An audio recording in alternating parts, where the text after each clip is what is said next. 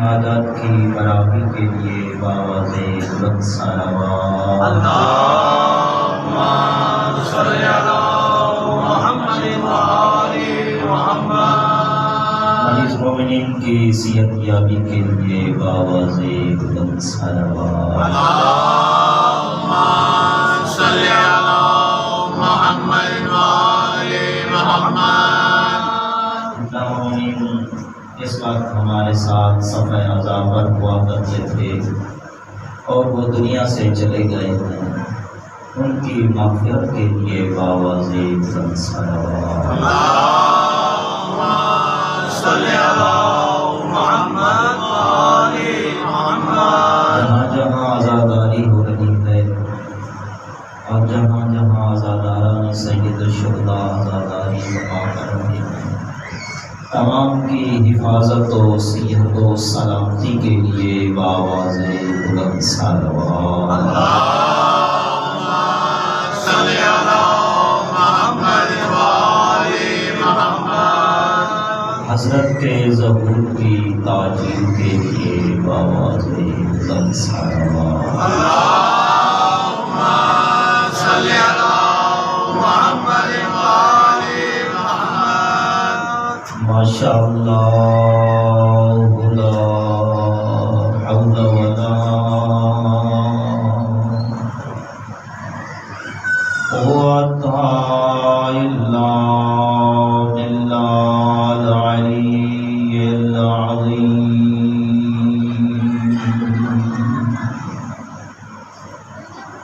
بسم الله الرحمن الرحيم۔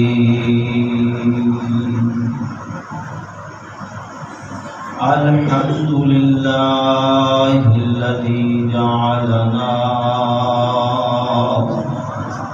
من المتمسكين بولاية علي بن أبي طالب۔ اللہم صلی علی محمد وآل محمد۔ الصلاة والسلام على النبي الأمي المكي المدني سراج المنير وكوكب الدر ووقار والسكينة المدفون بأرض المدينة الرسول المستقد والمصطفى الأمجد ومحمود الأحمد أبي القاسم محمد۔ اللہم صلی علی محمد وآل محمد۔ الصلاة والسلام على أهل بيته الطيبين الطاهرين المعصومين، لا سيما على بقية الله الأعظم أرواحنا الفداء۔ أما بعد، قال الله تبارك وتعالى في كتابه المبين وفرقان الحميد، بسم الله الرحمن الرحيم، بقية الله خير لكم إن كنتم تعلمون۔ صلوات اللہم صلی علی محمد وآل محمد۔ ہمارا موضوع سرکار قائم عالم محمد منجی بشریت حضرت حجت برحق، اس بحث کی ہمیں کیوں ضرورت ہے؟ کیوں ضرورت ہے اس بحث کی ہمیں؟ ہمارے درمیان دو چیزیں ہیں، ایک ہے حضرت کا ظہور اور ایک ہے حضرت کا حضور۔ پھر جملے کو دہراتا ہوں، ایک حضرت کا کیا ہے؟ ظہور ہے، اور ایک حضرت کا حضور ہے۔ ہم حضرت کے ظہور کی دعا مانگتے ہیں، حضرت کے حضور کی نہیں۔ حضرت حاضر ہیں، ظاہر نہیں ہیں۔ بعض چیزیں ایسی ہیں جو حاضر تو ہوتی ہیں، ظاہر نہیں ہوتی۔ مثال دے دو، مثلا مجھے درد ہے، درد حاضر تو ہے، ظاہر نہیں ہے۔ وقت کا امام حاضر تو ہے، ظاہر نہیں۔ ہم اپنے وقت کے امام کے لیے دعا مانگتے ہیں، اور مانگیے۔ روایات میں ملتا ہے کہ ہر روز کم سے کم 100 مرتبہ ایک تسبیح یعنی صلوات کی ہدیہ کریں امام زمانہ کو۔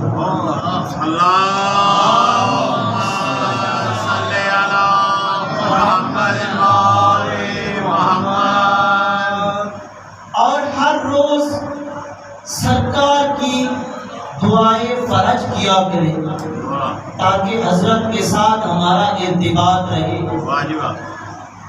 دیکھیں، فطرتاً انسان اپنی اولاد سے محبت کرتا ہے، فطرتاً ہے، اور ہمارے وقت کا امام ہم سے جو محبت کرتا ہے وہ الہی محبت ہے۔ آج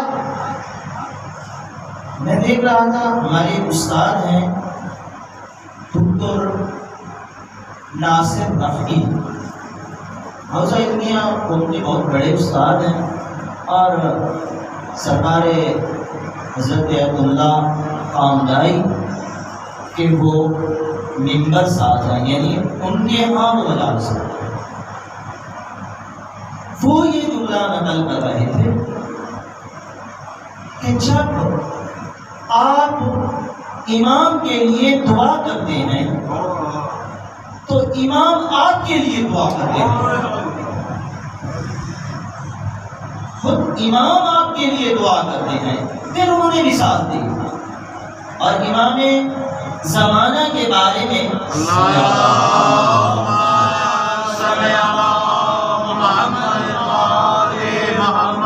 جب بھی آپ کو کبھی حاجت پیش آتی ہے اس وقت تو ہم پکارتے ہیں امام کو، بغیر حاجت کے ہم پکارے تو مزہ تب ہے۔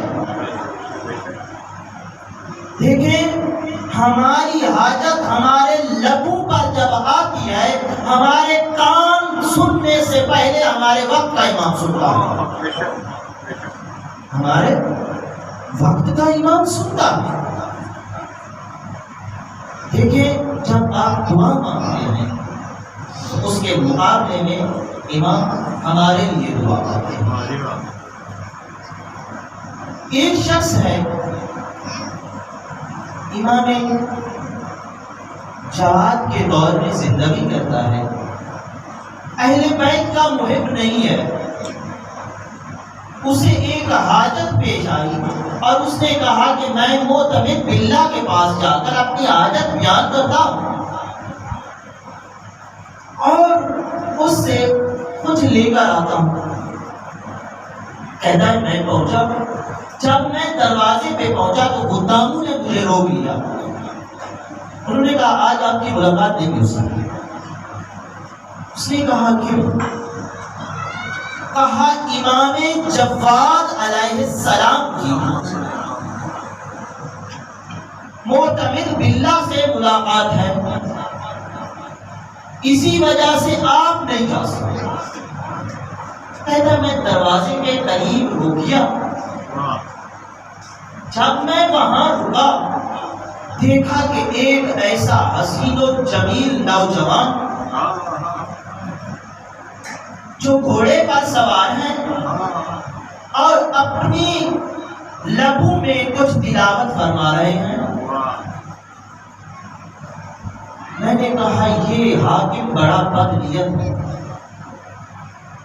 ماننے والا بھی نہ نہیں ہے، نام اس کا عبد الرحمن ہے، یہ کہتا ہے میں نے دل ہی دل میں دعا مانگی کہ محمد کی آل سے ہے، یہ نہیں تھا اسے معلوم کہ یہ وقت کا امام ہے۔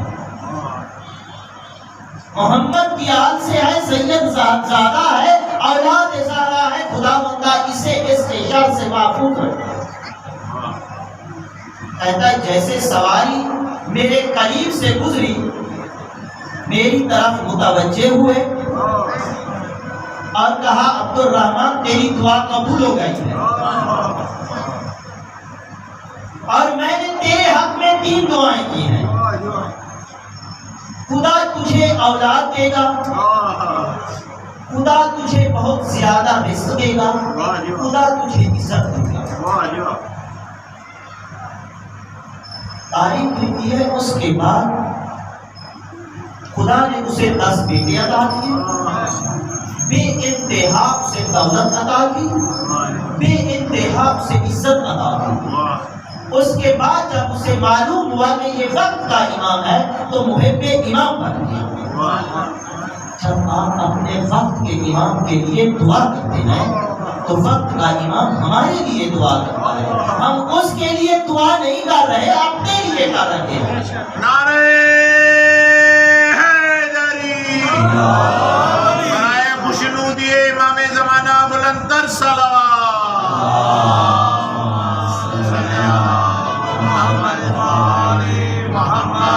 اپنے آپ کو پہچانیے کہ ہم کون ہیں اور کس زمانے میں ہم زندگی کر رہے ہیں۔ نبیوں کا شہنشاہ ہے، اصحاب کے درمیان بیٹھے ہوئے ہیں، فرماتے ہیں اینا اینا اخی اور اینا اینا اخوانی۔ اصحاب پوچھتے ہیں سرکار ہم آپ کے اصحاب تو ہم آپ کے ہی دوست ہیں، کس کو پکار رہے ہیں؟ ہم اصحاب آپ کے بھائی ہیں، کسے پکار رہے ہیں؟ کہا آپ میرے اصحاب ہیں، آپ میرے اصحاب ہیں، میرے دوست آپ ہیں، لیکن میرے بھائی میرے قائم کے زمانے میں جو اس کے ماننے والے ہیں وہ محمد کے بھائی ہیں۔ آپ کو پہچانیے، جس کی آرزو محمد مصطفیٰ کیا کرتے تھے، خداوندہ میں اس زمانے میں ہوں اور اسی زمانے میں میں اس کا دیدار کروں گا۔ علی مرتضیٰ نماز میں رویا کرتے تھے، کہتے تھے خداوندہ میں اپنے مہدی کی حکومت کو دیکھوں۔ پیغمبر خدا فرماتے ہیں بلکہ امام صادق علیہ السلام سے بھی یہی روایت ہے،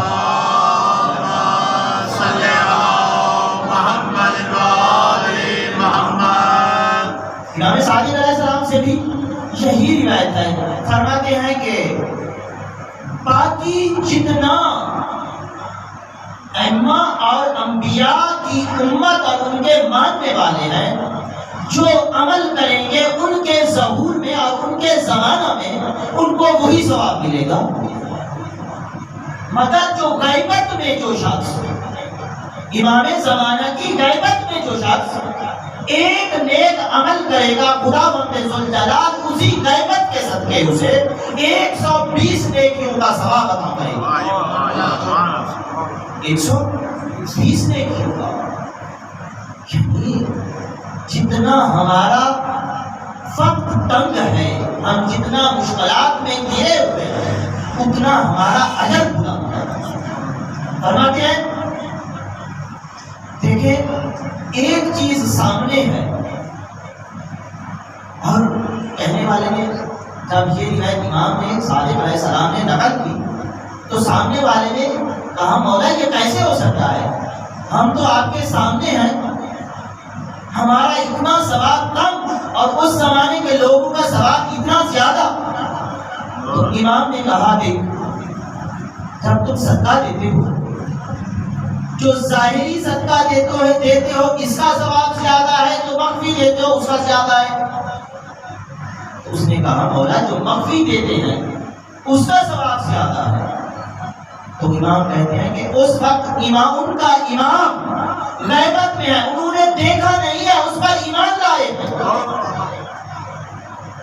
آپ دیکھ کر ہماری باتوں پر عمل کر رہے ہیں، انہوں نے دیکھا نہیں ہے، اس لیے ان کا ثواب زیادہ ہے۔ لیکن امام مہدی علیہ السلام کے لیے صلی علی محمد وآل محمد، یہ ابحاث ضروری ہے تاکہ ہم خود اپنی ہی حیثیت نہیں جانتے کہ ہم کیا ہیں۔ اپنی اگر انسان اپنے آپ کو پہچان جائے کہ میں کیا ہوں، تو میرے خیال میں بہت ساری چیزیں ایسی ہیں جو درست ہو جائیں۔ اپنے آپ کو پہچانیے ہم کس دور میں ہیں اور کس امام کے دور میں ہیں۔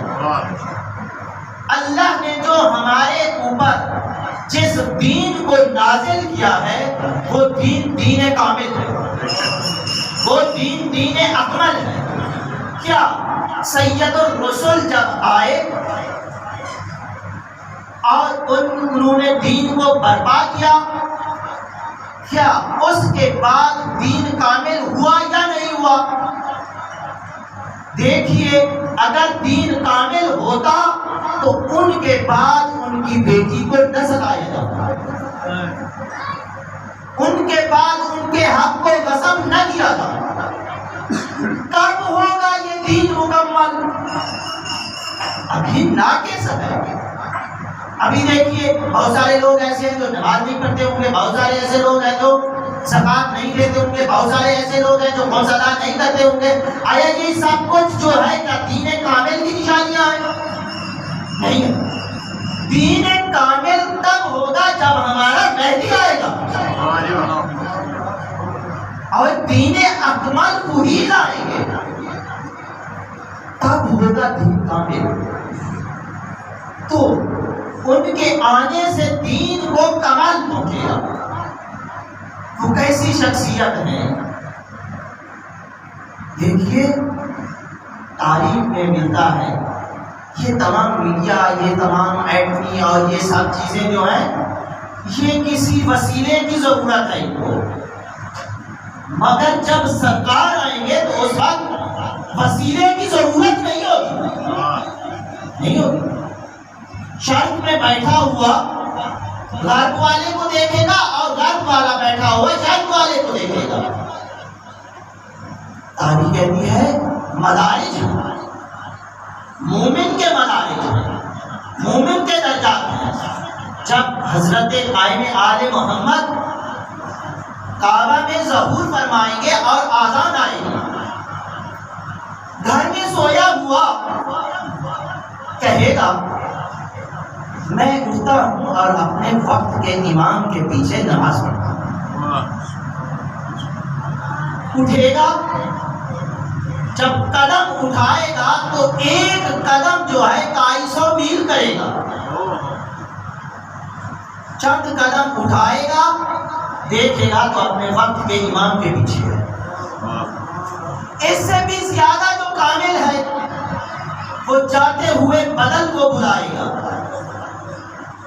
آؤ مجھے مکے لے جاؤ، اس پر سوار ہوگا اور مکے آ کر اترے گا۔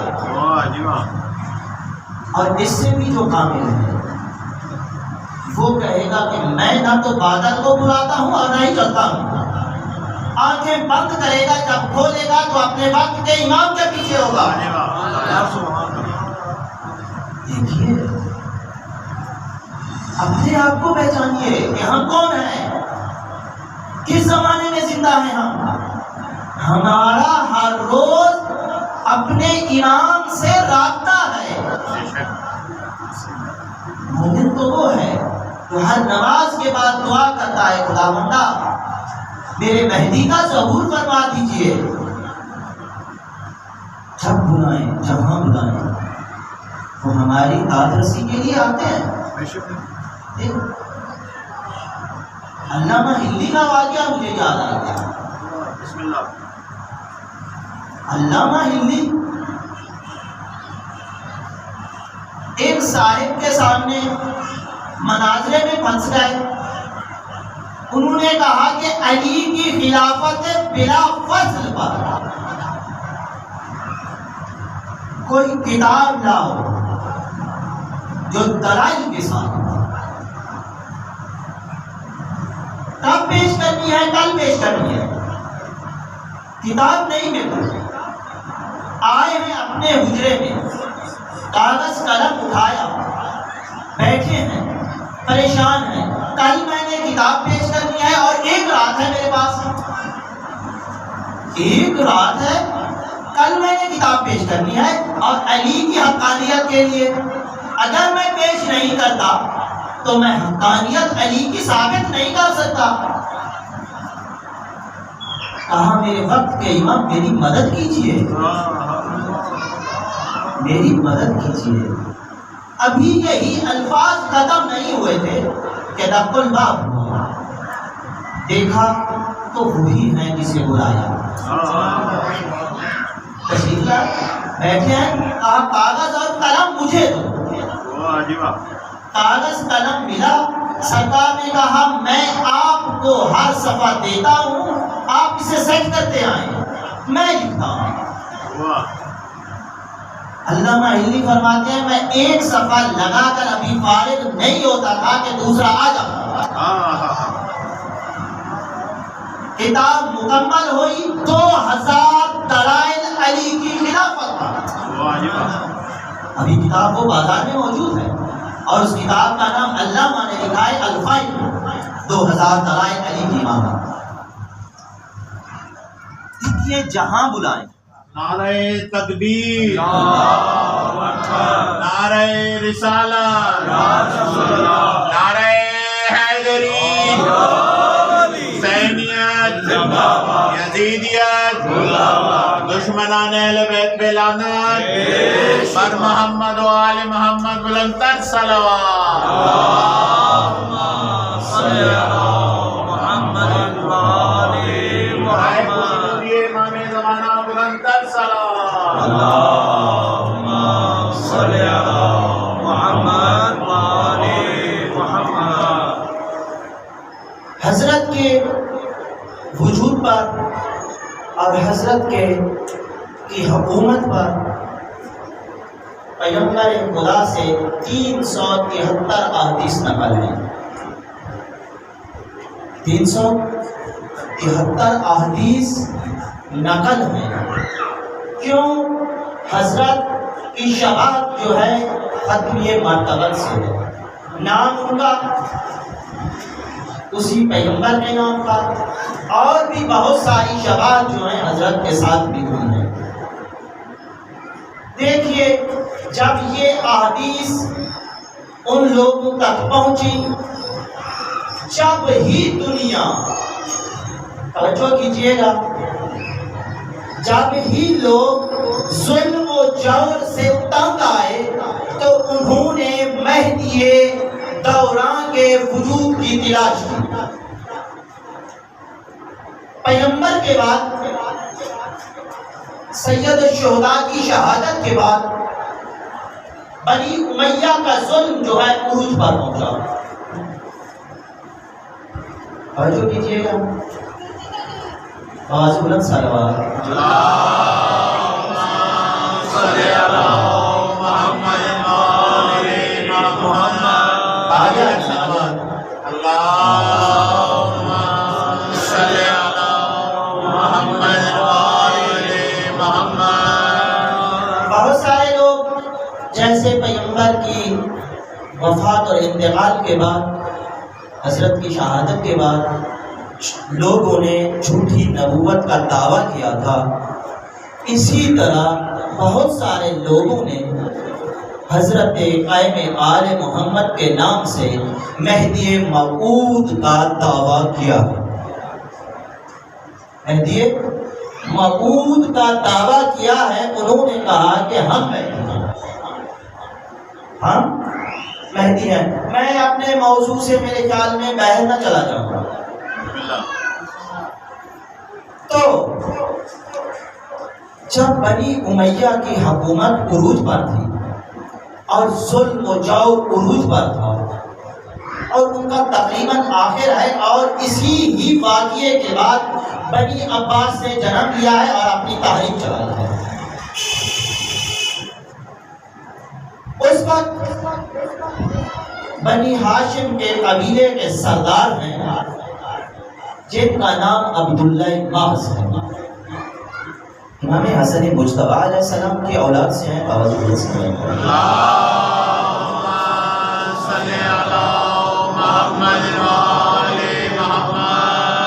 امام حسن مجتبی کی اولاد سے ہیں۔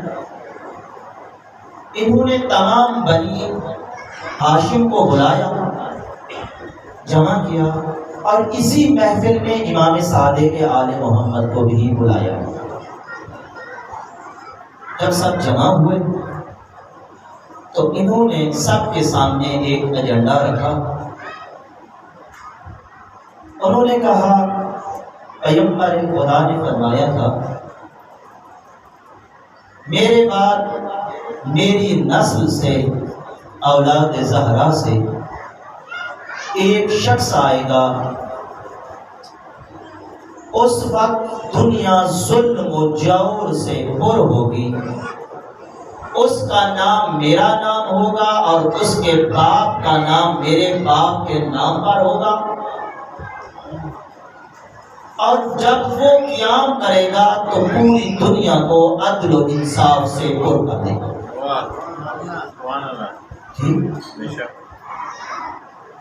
تو یہ جو پیغمبر کی حدیث ہے، یہ تطبیق ہوتی ہے میرے اوپر اور میرے بیٹے محمد کے اوپر۔ میرے اوپر اور میرے بیٹے محمد کے اوپر، لہذا میں اولاد زہرا سے ہوں، پیغمبر کا وہ فرمان ہمارے لیے ہے، آپ تمام بنی ہاشم میرے بیٹے محمد نفس زکیہ کی بیعت کریں اور ہم قیام کریں۔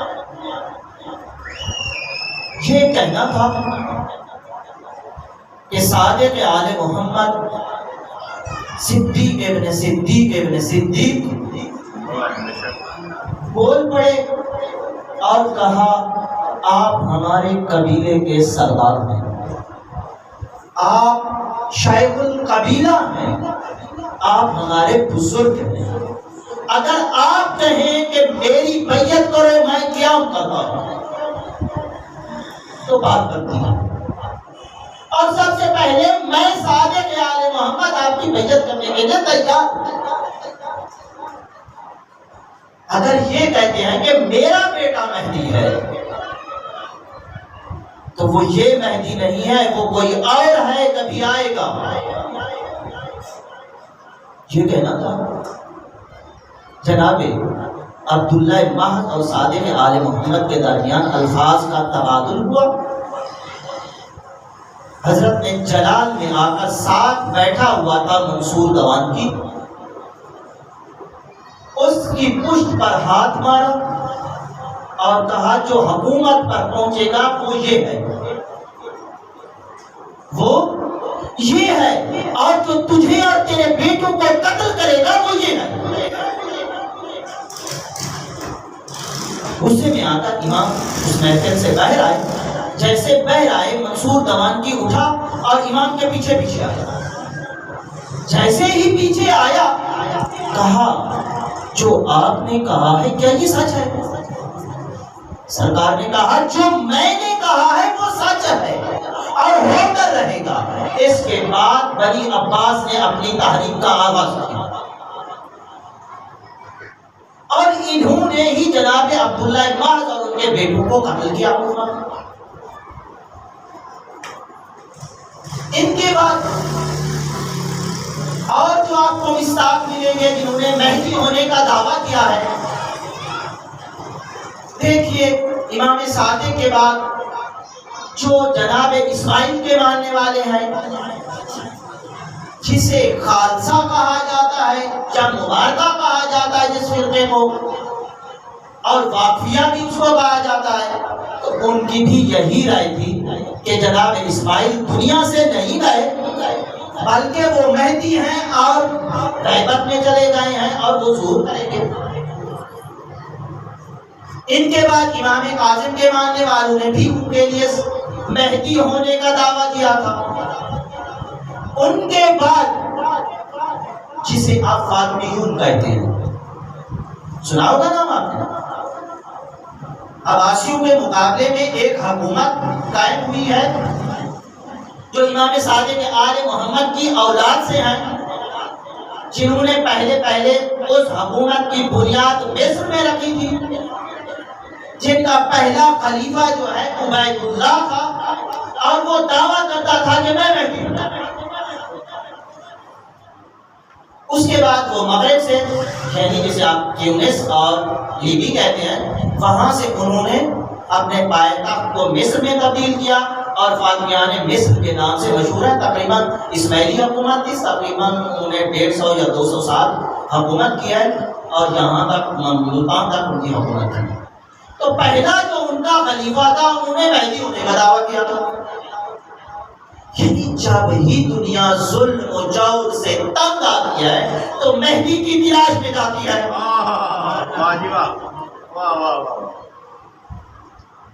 تو مہدی کی تلاش میں جاتی ہے، اور مہدی، وہی جملہ دوبارہ تکرار کرنا چاہتا ہوں، اپنے ماننے والوں سے ماں سے بھی زیادہ محبت کرتے ہیں، اپنی ماں سے بھی زیادہ محبت کرتے ہیں۔ دیکھیے، توجہ کیجیے، اپنے آپ کو وقت کے امام سے مربوط کیجیے۔ اس وقت ضرورت ہے لوگوں کو بتانے کی، لوگ ناآشنا ہیں حضرت کے وجود سے۔ خدا ہمیں جو کچھ رزق دے رہا ہے اسی کے صدقے دے رہا ہے۔ دیکھیں، ایک باغبان اپنے باغ میں ایک قیمتی درخت لگاتا ہے، جب وہ قیمتی درخت لگاتا ہے، اسی درخت کی خاطر اس باغ میں جتنے ہی کم زرد درخت ہوتے ہیں تمام کی آبیاری کرتا ہے، فقط اسی ایک درخت کے صدقے۔ تو خدا نے امام مہدی کے صدقے پوری کائنات کو رزق دیا ہے، اسی کے صدقے ہم کھا رہے ہیں، اور اسی کے لیے ہمیں کام کرنا چاہیے۔ دیکھیے، وہ ہمیں دیکھ رہا ہے، ہمارے اعمال ان کے سامنے ہیں۔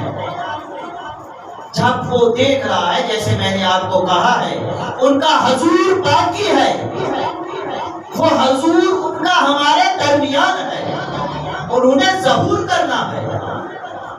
جب ہمارے درمیان حاضر ہے، دیکھو خدا حاضر ہے، نظر نہیں آتا، خدا حاضر ہے نا، نظر نہیں آتا۔ ہمارا امام بھی حاضر ہے، ہمیں نظر نہیں آتا۔ اپنی نگاہوں کو ایسا بنائیے، ایسا بنائیے، اتنا اپنے آپ کو قابل بنائیے کہ مہدی کی زیارت کر سکیں۔ دیکھیے، یہ مجالس اور یہ ماتم، امام مہدی کا شیعہ دو پروں سے پرواز کرتا ہے، دو پروں سے پرواز کرتا ہے۔ ایک اس کا پر جو ہے وہ کربلا ہے، دوسرا پر جو ہے وہ امام زمانہ کی غیبت ہے۔ کربلا سے نشات لیتا ہے اور مہدی کے ظہور کی امید پر زندہ ہے۔ جب آئیں گے تو تمام درد و غم ختم ہو جائیں گے۔ کہتے ہیں ایک عالم دین تھے جن کا نام سید ابوالحسن اصفہانی ہے۔ انہوں نے کہا اپنے والد سے، بابا مجھے اجازت دیجیے، میں علم دین سیکھنے جا رہا ہوں، اصفہان جا رہا ہوں۔ انہوں نے کہا بیٹا، یہ میں کہتا ہوں وہاں نہ جائیں، اور آپ کے لیے وہاں تنگش ہوگی۔ باپ کی بہت منت سماجت کی پاؤں پر گرے کہ مجھے جانے دیجیے اور مجھے علم دین سیکھنے دیجیے۔ چلے گئے، ایک وقت ایسا تھا کہ ان کے پاس کچھ بھی نہیں ہے، کچھ بھی نہیں ہے۔ سردیوں کی سخت راتیں ہیں، حتیٰ کہ ایک شم کے لیے کہ اسے جلا کر اندھیرے میں رات کو پڑھ لے تو شم کے پیسے بھی نہیں، کھانا تو اپنی جگہ۔ اسی دوران ان کے والد اسے ملنے گئے۔ جب وہاں پہنچے ہیں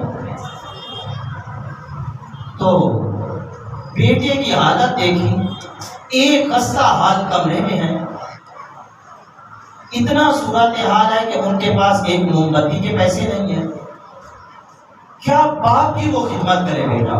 باپ نے پہلے کہا تھا کہ آپ نہ جائیں، آپ کا کام نہیں ہے یہ طالب علم بننا۔ اب اس کے بعد باپ نے اسے بہت کچھ سنایا، کہا پڑھنے کی ضرورت نہیں ہے، واپس چلیے اپنے کام۔ اکیلے ہوئے، رو کر کہا آپ میرے وارث ہیں، اگر آپ میری مدد نہیں کریں گے تو میں علم دین حاصل نہیں کر سکتا، میں نہیں کر سکتا۔ ابھی رو رہے تھے کہ خدام نے صدا دی کہ دروازے پر سید ابو الحسن آپ کو کوئی بلا رہا ہے، آپ کو کوئی بلا رہا ہے۔ کہا اصفہان میں یہاں میرا تو کوئی جاننے والا ہی نہیں ہے۔ کہتا ہے اپنے قمیص کی ان آستینوں سے اپنے آنسو صاف کیے، دروازے پر جب آیا تو اس بزرگوار نے کہا آپ کے کمرے میں فلاں جگہ موم بتی پڑی ہے، اٹھا لو اور اسے جلاؤ، اور یہ پیسے ہیں جو آپ کا مہمان ہے اس کی خدمت کرو اور اسے کہو کہ ہم بے وارث نہیں ہیں۔ کہا بچپن تھا، جوانی تھی، نہ پہچان سکا کہ وہ کون ہے، نہ پہچان سکا۔ جب کمرے میں آیا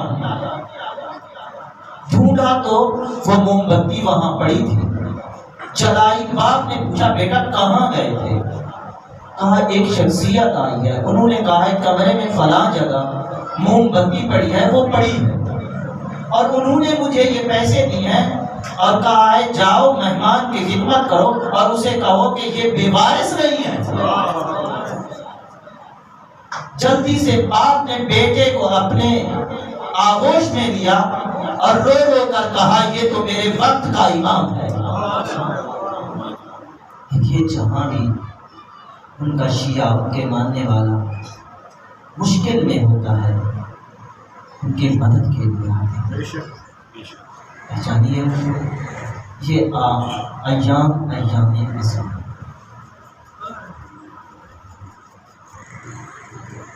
آج جس مظلوم کی میں مصیبت بیان کرنے چلا ہوں، تاریخ کہتی ہے ایسا غریب ہے، ایسا غریب ہے یہ، سب ماننے والے چھوڑ گئے، کوفہ کی گلیوں میں اکیلا پھر رہا ہے۔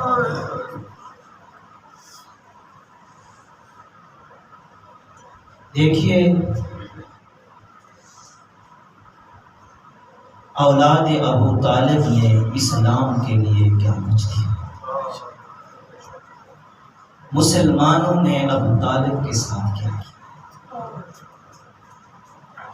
خدا نے ابو طالب کو 4 بیٹے عطا کیے۔ عقیل کی طالب کی اولاد نہیں تھی، عقیل نے اپنی تمام اولاد قربان کی ہے اسلام پر۔ جعفر خود قربان ہوئے ہیں، اپنی اولاد کو بھی اسی رنگ۔ علی مرتضیٰ کا تو کیا کہنا، اول اسلام سے لے کر مسجد کوفہ کے محراب تک توحید اور نبوت کے لیے لڑتے لڑتے لڑتے فزت برب الکعبہ کی صدا آئی کہ علی آج کامیاب ہو کے جا رہا۔ قربانیاں دیکھیے ابو طالب کی اور ابو طالب کی اولاد کی، فقط مردوں نے نہیں خواتین نے بھی قربانیاں دی۔ اگر خدیجہ نے اپنا مال دیا ہے تو زہرائے مرضیہ نے اپنی پسلیاں دی ہیں۔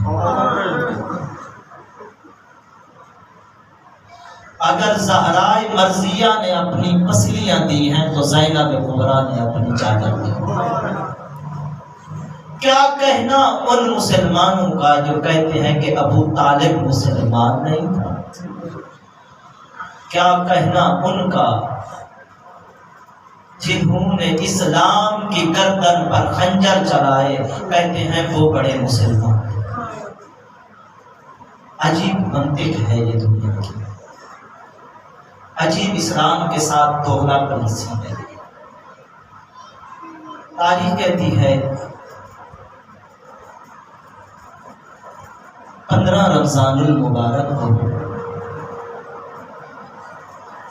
حسین کا یہ سفیر چلا تھا کوفہ کے۔ کوفہ پہنچا ہے 3 شوال کو۔ جب 3 شوال کو پہنچے ہیں، مختیار کے گھر میں انہوں نے اپنا قیام گاہ بنائی، لوگوں نے بیعت کی، خطرہ محسوس کیا، ہانی ابن قربہ کے گھر میں قیام کیا۔ تاریخ نے لکھا ہے 18,000 آدمیوں نے حضرت کے ہاتھ پر بیعت کی تھی۔ مگر ایک تاریخ دان ہے جس کا نام شابی ہے، اہل سنت مورخ ہے، اس کی روایت کو مقتل مکرم والے نے سید عبدالرزاق مکرم نے نقل کیا ہے کہ 40,000 آدمیوں نے حضرت کے ہاتھ پر بیعت کی تھی۔ بیعت کی ایک وقت یہ آیا، نماز پڑھنے والے تو بہت تھے، مگر آخر میں جب سلام کیا مڑ کر دیکھا تو کوئی بھی نہیں تھا۔ کیا مہمان کے ساتھ یہی سلوک کیا جاتا ہے؟ جس کو بلایا جائے اور اسے تنہا دشمنوں کے نگاہ میں چھوڑ دیا جائے، یہ نہیں ہو سکتا۔ اب چلے ہیں کوفہ کی گلیوں میں، چلتے چلتے تھک گئے اور ایک دروازے پر آ کر بیٹھے۔ ایک خاتون ہے، رات کا وقت ہے، دروازے پر آتی ہے، کھولتی ہے، پھر چلی جاتی ہے، اپنے بیٹے کی انتظار میں۔ جب مسلم کو دیکھا تو مسلم نے ان سے پانی مانگا، اس نے پانی دیا۔ پانی دینے کے بعد کہا چلے جاؤ یہاں سے کہیں اور جگہ۔ کہا کہاں چلا جاؤں، میرا تو گھر ہی نہیں ہے۔ میں کہتا ہوں مسلم بڑے خوش قسمت ہو، کوفہ میں آج پانی مانگ رہے ہو، تمہیں مل رہا ہے۔ کربلا میں دیکھو، یہی کوفی ہیں جس کو بلایا ہے اس پر پانی بند کر دیا ہے، تمہیں تو پانی دے رہے ہیں۔ جب اسے معلوم ہوا کہ مسلم ابن عقیل ہیں، اپنے گھر میں جگہ دی، اس کے بدبخت بیٹے نے ابن زیاد کو خبر دی۔ ابن زیاد کو خبر ملتے ہی 1,000 کا لشکر آیا ہے جناب مسلم کو گرفتار کرنے کے لیے۔ جب 1,000 کا لشکر آیا، گھر سے باہر نکلے، جنگ کی تاریخ کہتی ہے لوگ چھتوں پر ہیں، کوئی مسلم کو پتھر مارتا ہے، کوئی لکڑیاں پھینکتا ہے۔ اس حالت میں زخمی ہوئے، زخمی کو گرفتار کیا، گرفتار کرنے کے بعد لائے ہیں مسلم کو ابن زیاد کے دربار میں۔ جب ابن زیاد کے دربار میں لائے تو جناب مسلم نے اس کو سلام نہیں کیا۔ ابن زیاد نے کہا سلام کیوں نہیں کر رہے؟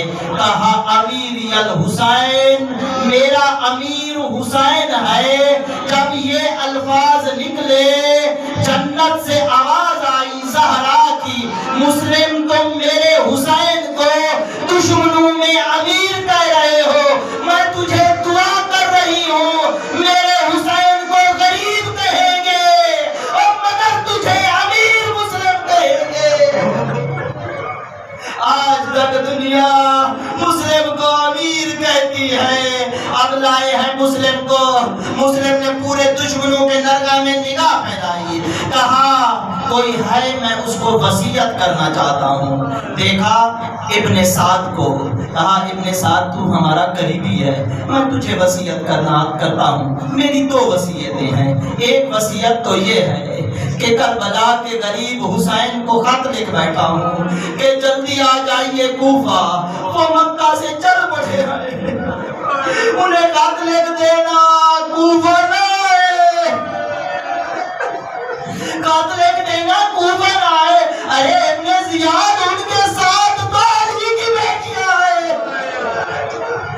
جب یہ کہا اس کے بعد کہا میں کوفہ میں چند دینار کا مقروض ہوں، یہ کیجئے میری تلوار اور زرہ بیچ کر اسے ادا کر دیجئے۔ اس کے بعد مسلم کے لیے پانی لایا گیا، زخمی تھے، جب پانی آیا تو پانی میں خون گرا، پانی واپس کیا، کہا خداوندہ میں محمد مصطفیٰ کے پاس جا کر حوض کوثر پیوں گا، دنیا کا پانی اور مجھ پر بند ہو گیا ہے۔ اس کے بعد لائے ہیں جناب مسلم کو، کہاں؟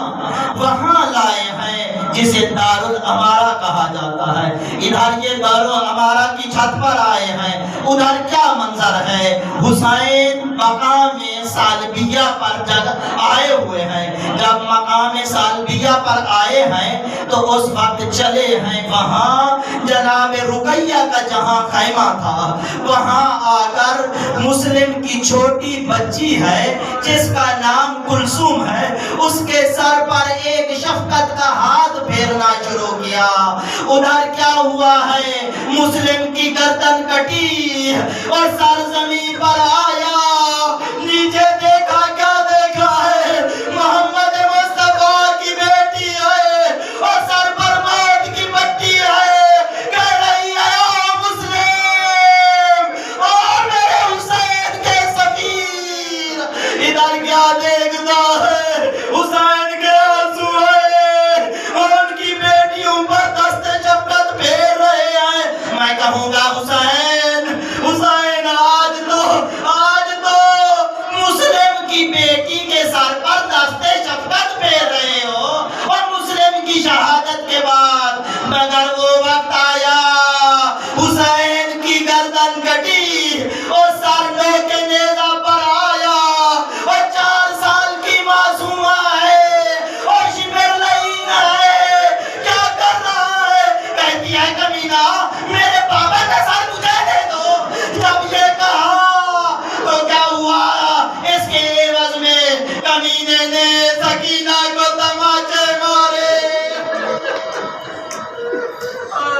اس کے بعد کیا ہوا؟ مسلم کے پاؤں میں انہوں نے رسیاں ڈالی اور پورے شہر میں گھمانا شروع کیا۔ جہاں ایک وقت آیا، کہا تھا مسلم آج تو نے مجھے امیر کہا ہے، میں اس وقت تجھے بلاؤں گا۔ اتنا محبت تھی سید الشہداء کو مسلم سے۔ جب آخری وقت آیا، لاشوں کے انبار لگے ہوئے تھے، سامنے اکبر کی لاش ہے، قاسم کی لاش ہے، اکیلے بچ گئے ہیں اور حل من ناصر کی صدا بلند کی ہے۔ اس کے بعد لاشوں کی طرف دیکھتے ہیں اور پہلی صدا بلند کی ہے، کہہ رہے ہیں یا مسلم اینا مسلم، کہاں ہے مسلم؟ اس وقت مسلم کا لاشا کوفہ کے دروازہ پر ہے۔ تاریخ کہتی ہے یہاں دروازہ